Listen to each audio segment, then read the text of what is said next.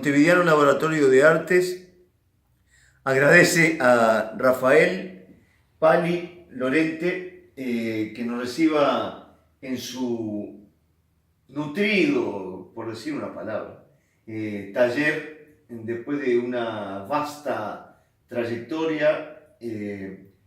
Bueno, en primer lugar, agradecerte, ¿no? Muchas gracias. Muchas gracias. Tenemos muchos temas para hablar. Le pusimos a este ser un reportaje el semillero Torres Garciano, porque bueno, nuestros padres se conocieron, tú entraste al taller en el año... Yo comencé con las clases cuando Burbich todavía mantenía las clases en el taller Torres García en Rondó, y eso fue en el año 59-60. Ahí entré al taller y después me fui. Cuando cerró el taller en el 62 y Burbich se va al cerro con sus clases, si bien él se había ido a vivir antes, se va al cerro, yo me voy con él y con otros compañeros y ahí seguimos con Burbich. Y luego continué con Guillermo Fernández. Cuando Burbich se va del Uruguay, continué con Guillermo Fernández. Ahora, vamos a retroceder un poquito. Tú me contabas antes de empezar de que, bueno, tu padre era muy importante para Torres García, el que lo llevaba a las conferencias, el que creo participó en la construcción de la casa de Punta Gorda. El que participó en la construcción de Punta Gorda fue Leborgne. Ah, fue Leborgne. Leborgne, pero mi padre era un íntimo amigo de Leborgne. En realidad fue Leborgne en el año, creo que fue que por el año 44, que lo lleva mi padre al taller Torres. Cuando el taller Torres se fundó, cuando se disolvió la Asociación de Arte Constructivo. Entre 42 y 43 se forma el taller. El nuevo, digamos. El taller Torres. Antes era la Asociación de Arte Constructivo. Entonces, en el 44, Leborgne, que tenía una gran amistad con mi viejo, lo lleva a conocer y le presenta a Torres García y a la gente del taller. Me acuerdo, te voy a contar una anécdota. Cuando yo tenía 4 años, o sea, estamos hablando de 1944, mi padre vivía por allá por Vilar de Bo, Tapes, Vilar de Bo y Zapicán. Cerca de Abayuá. Cerca de Abayuá, exactamente. Y entonces, ¿qué pasó? Vino un día, lo invita Edgardo Ribeiro, que viene a casa porque mi padre estaba en ese momento construyendo una estación de servicio ANCAP en Punta del Este, en Avenida Borlero. Entonces le propone a Ribeiro hacer un gran mural. En el mismo momento que el taller estaba abocado a los murales del Sambois. Claro. Y este mural fue el primer mural que se pintó por fuera del Sambois, ¿no? Entonces, tengo película de eso. Tengo una película fantástica que mi viejo filmó a Ribeiro pintando el mural. Entonces Ribeiro iba a mi casa y me hizo un retrato. Ese retrato lo conservo, se llama Niño con locomotora roja. A partir de ahí, de ese conocimiento de Edgardo, que era un tipo maravilloso, le daba el pedal, era ciclista, se iba a Minas en bicicleta, participaba de carreras, en fin. Y a partir de ahí yo empecé a conocer a los otros compañeros de Ribeiro, a Horacio, al Puy, a Augusto, a través de mi padre, ¿no? Y de Leborgne. Estaba Jonio, Pailós, claro, el Sandrada, Pailós, Jonio Montiel, estaba toda esa camada. Bueno, y me decía que llegaste de niño a ver en el 49 a Don Joaquín. Claro, fue una tarde, fuimos en ese momento mi padre estaba haciendo los cines Plaza y Central, justo enfrente del taller Torres, que estaba en el Ateneo Montevideo. Sí. Entonces él obviamente iba por trabajo muy a menudo a la obra. Un día me lleva y me dice, vamos a cruzar, te voy a mostrar el taller Torres. Ahí entramos y estaba el Puy con una serie de alumnos Y en un rincón al fondo estaba don Joaquín Torres, de cabello blanco, eso fue en el 48. ¿Y vos después lo llegaste a conocer en el último año de vida en la casa de Punta Gorda? No, yo en Punta Gorda fui después que falleció Torres, más adelante, cuando estaba Manolita, bueno, que eran todas las reuniones que iba, desde luego, tu padre, Leborne, y le compraste la madera a mi padre. En ese momento, la madera la compré cuando, en el año 59, cuando yo comencé con Gurbich, él fue mi primer profesor de dibujo, y al año de estar allí conocí creo que era una exposición que había hecho tu padre en el taller, una exposición colectiva, me gustó, tengo la foto de la exposición colectiva donde está colgada esta madera. Me gustó la madera y se la compré. Fui a la casa, ahí fui a tu casa. Bueno, entonces, de esos recuerdos arrancamos hacia cuando vos empezaste, muy poco antes que se disolviera el taller, que fue una especie de golpe. Mi padre lo sufrió mucho, claro. Guillermo, claro.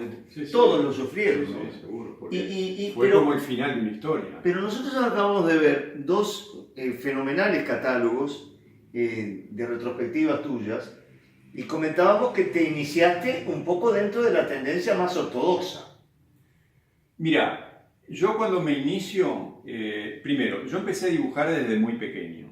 Ya dibujaba, así armaba, jugaba con ramitas, armaba chozas, armaba... Que terminaste haciendo algo parecido.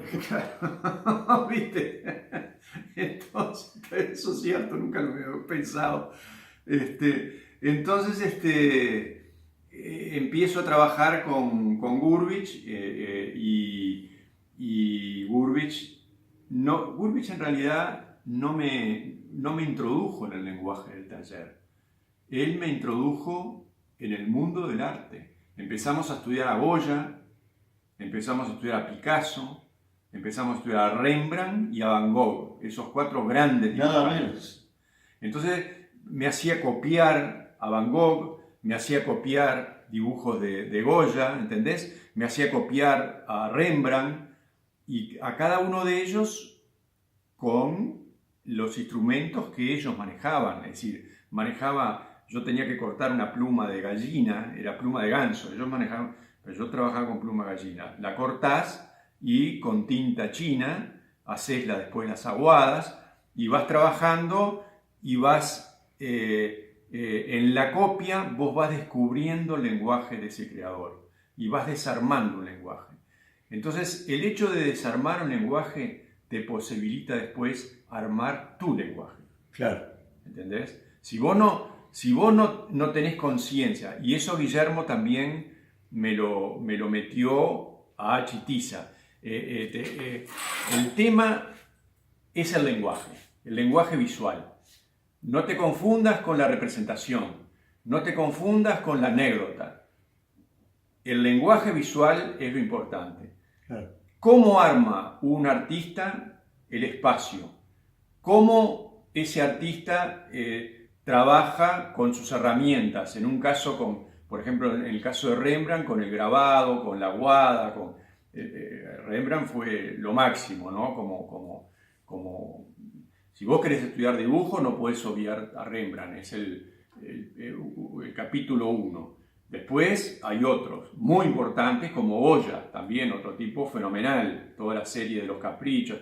Entonces, como yo iba a la facultad de lectura en ese momento, en la facultad había una biblioteca maravillosa, porque no había internet, vos no entrabas por internet ahora, chiqui, y no. Entonces sacaba unos libros, los llevaba al taller de Gurbich, estudiamos, porque a Gurbich le encantaba que yo llevara esos libros también, ¿no?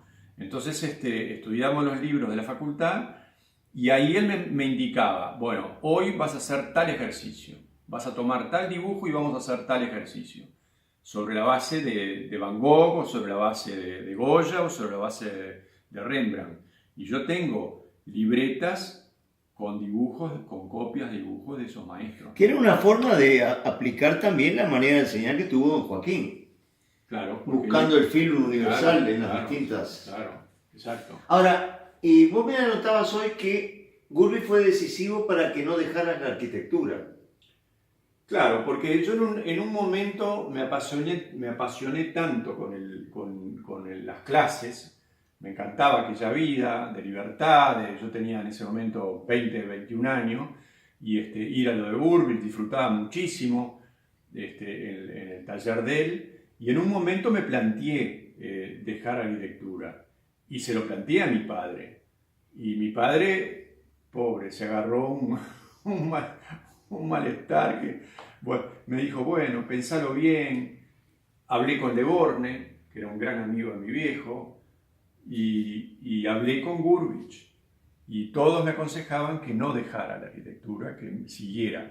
Y porque todos me decían, un día vas a encontrar en la arquitectura elementos para tu arte. Y la inversa también se cumple. Voy a encontrar en el arte elementos para mi arquitectura. Bueno, nosotros acabamos de hacer una bichada, el privilegio que tuvimos del taller, y nos dimos cuenta con Maure Cruzet, que es el que nos está filmando, de que hay muchas obras que tienen elementos arquitectónicos. Claro, claro. Que no solamente es escultura, es más bien arquitectura. Sí, sí. Es decir, hay una manera de construir, un concepto de construcción que es común en el arte plástico y en la arquitectura, es común. Yo no trabajo ni con un lenguaje de tipo conceptual, ni con un lenguaje de tipo, ¿cómo te voy a decir? Matérico. Figurativo, en el sentido del naturalista. No me interesa. Me interesa el lenguaje concreto del arte, el lenguaje de la materia, el lenguaje de los colores, de las oposiciones, de los ritmos, de la proporción entre los distintos elementos, bueno, y eso es lo que incorporo tanto en la arquitectura como en el arte, ¿entendés? Yo no hago una distinción, no tengo, bueno, de mañana me pongo el overol del artista y en la tarde me pongo el casco del arquitecto.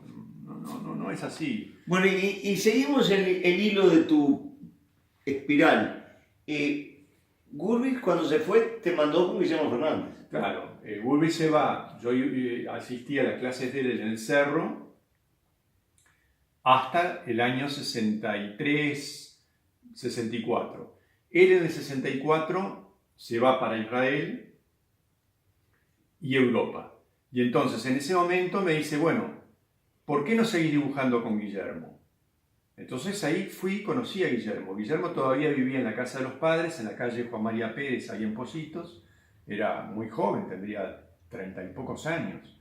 10 más que yo, más o menos. Y estaba viviendo un despegue doloroso del cierre del taller, ¿no? Estaba viviendo una etapa de transición, ya había empezado. Gurvich también, porque en la obra de Gurvich, a partir de que él se va al cerro, es interesante observar cómo los personajes serrenses, cómo los obreros, las amas de casa, el gato, el caballo, el perrito, las gallinas, empiezan a entrar en su obra. Eso sucede en el cerro, no antes. O sea que el cambio en Gurvich se da cuando él se va del centro al cerro. En Guillermo, el cambio fue más paulatino, porque él va estudiando, fue un estudioso muy profundo, Guillermo. Sí, sobre todo el barroco de la barroco. Contrarreforma. Él se metió de lleno en el estudio del barroco, del 1500, 1600, y ahí empieza a ver otras leyes que no eran las que él manejaba en el taller. Aquella famosa conferencia que él nombraba que dio Bergamín sobre Da Vinci. Claro. El diseño. Claro. Dentro de la estructura interior del cuadro. Acordate que en ese momento era el momento de la migración española al Río de la Plata, a raíz de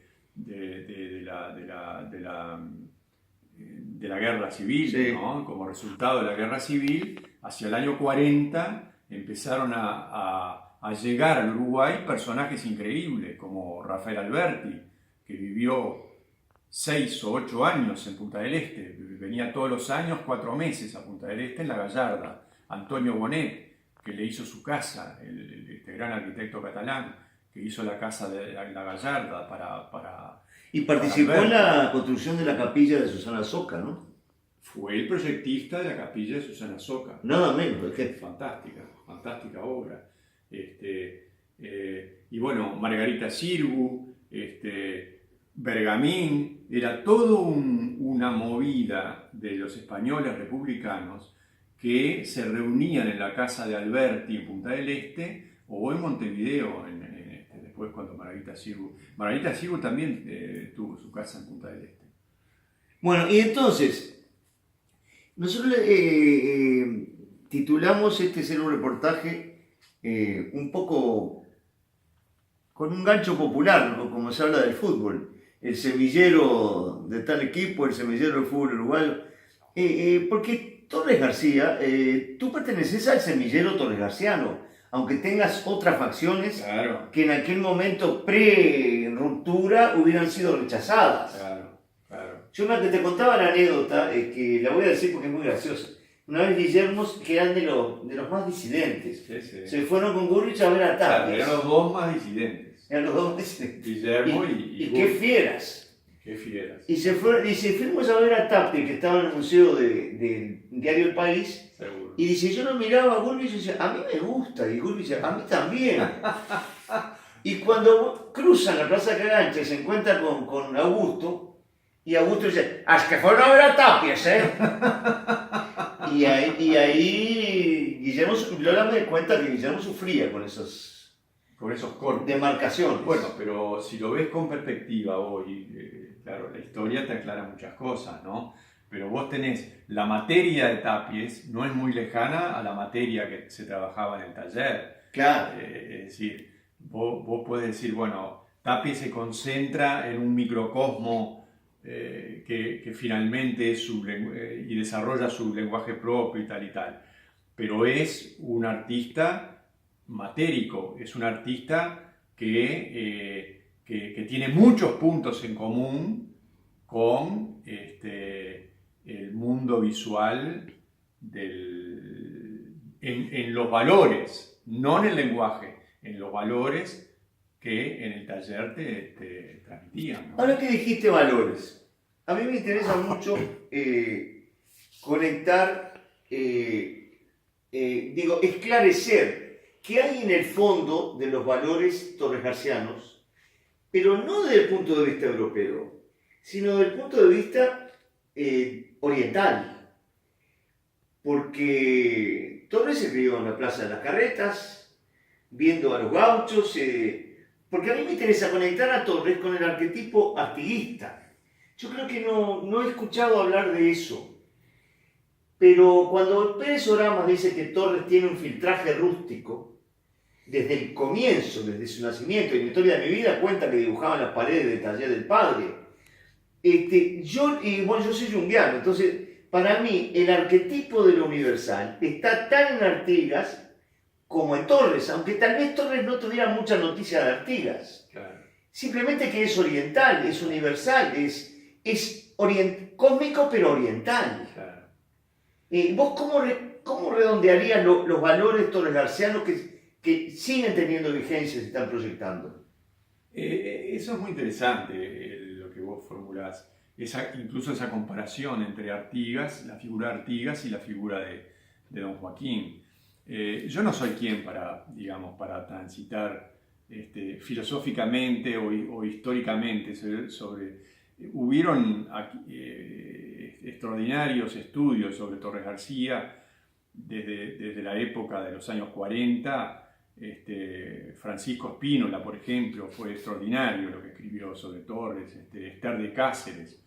Ellos dos fueron, te diría... Sí, el propio marido de Esther de Cáceres. Claro, Alfredo, de los más importantes analistas de la obra de Torres García y luego del taller. Luego hubieron otros, como más adelante, como Juan Flo o Pelufo Linari. Ellos... yo valoro mucho lo de Flo, uno desde lo filosófico y otro desde lo histórico, ¿no? Sí, yo valoro mucho lo de Flo, pero algo que no puedo aceptar es que hace poco, unos años, sacó un artículo en Brecha donde decía que iban a las conferencias de Torres y le perdonaban el misticismo platonizante. Entonces, para mí eso es una blasfemia inaceptable. Tenés toda la razón del mundo en decir eso.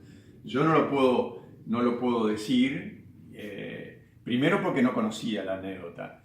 No tengo elementos tampoco para jugarlo, pero te quiero decir, más allá de las discrepancias, creo que ellos construyeron una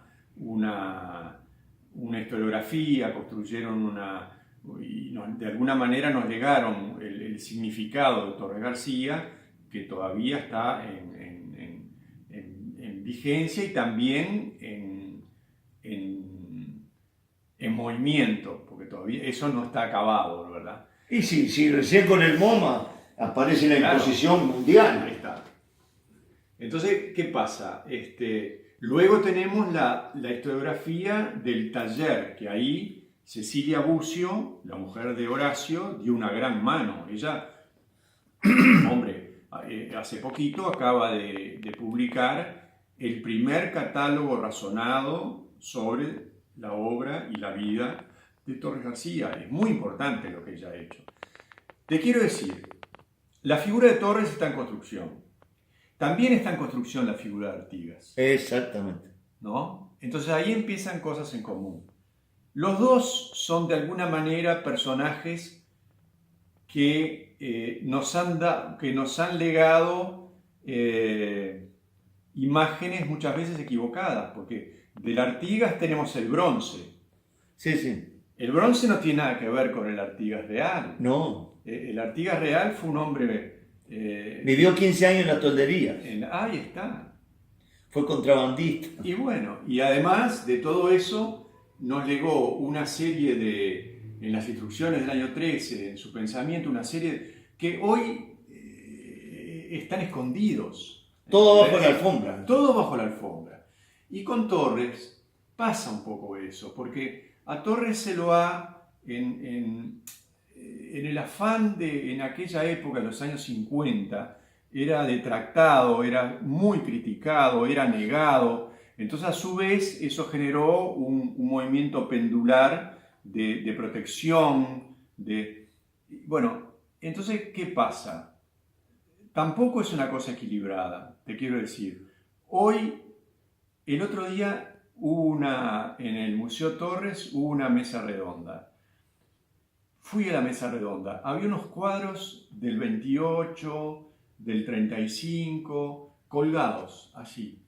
¿Vos sabés que yo vi esos cuadros? Pintura fresca. Parecían pintados hoy, ayer. Te daba miedo acercarte porque decías, no, me va a pintar. ¿Qué quiere decir eso? Quiere decir que Torres te está hablando hoy.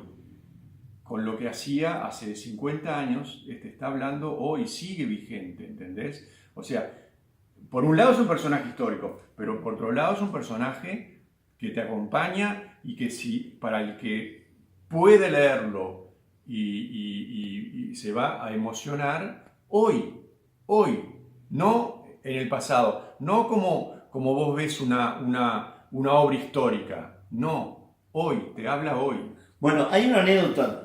Yo tengo un tallerista que está haciendo una novela y aparece un personaje que yo pensé que lo había inventado él, pero lo vio en un ómnibus, que es un muchacho que tiene tatuada la América del Sur para arriba, alrededor de un ojo. No, eso es fantástico. Ese gesto de Torres en el 43, Maure siempre dice, no, ese gesto que tuvo en el 43, el símbolo para arriba. Impresionante. Es impresionante. Impresionante. Eso es impresionante.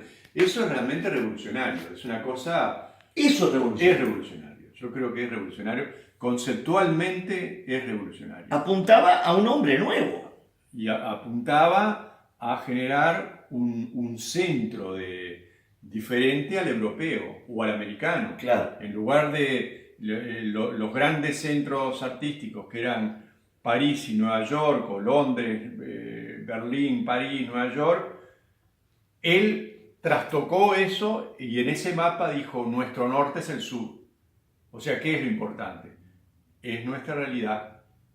Nuestra realidad. Entonces ahí eso se une con lo que vos comenzaste a plantear, y es el americanismo en Torres.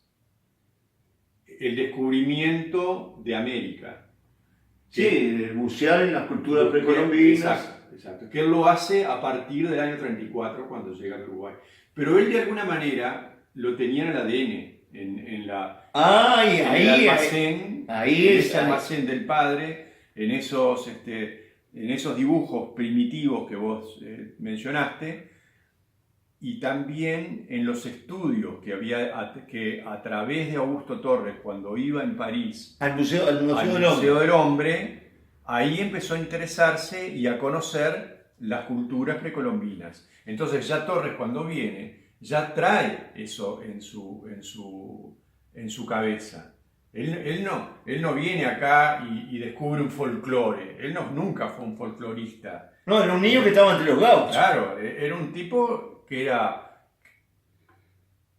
pasa por esa culturalmente. El Museo del Hombre le da un apoyo, y él, cuando viene al Uruguay, más que el Uruguay, cuando viene a América, él descubre el Nuevo Mundo, ¿no? Y ese Nuevo Mundo impacta en su pintura y también la transforma. Y eso se da a partir del año 35, 36. Bueno, ha sido podríamos hablar muchas horas más. Yo te decía que cuando vi una conferencia tuya en el Museo Burbich, hablando de las maderas de Alpuí, Fonseca, Burbich, para mí fue una clase magistral, y esto ha sido también una información magistral para los lectores, que yo les llamo lectores del Montevideano. Así que te agradecemos mucho y me encantó lo del ADN. Bueno, esta la tenemos que seguir, ¿no? Porque tenemos muchas cosas. Prometido. Esto casi que es un titular nada más, ¿eh? Muchas gracias a vos.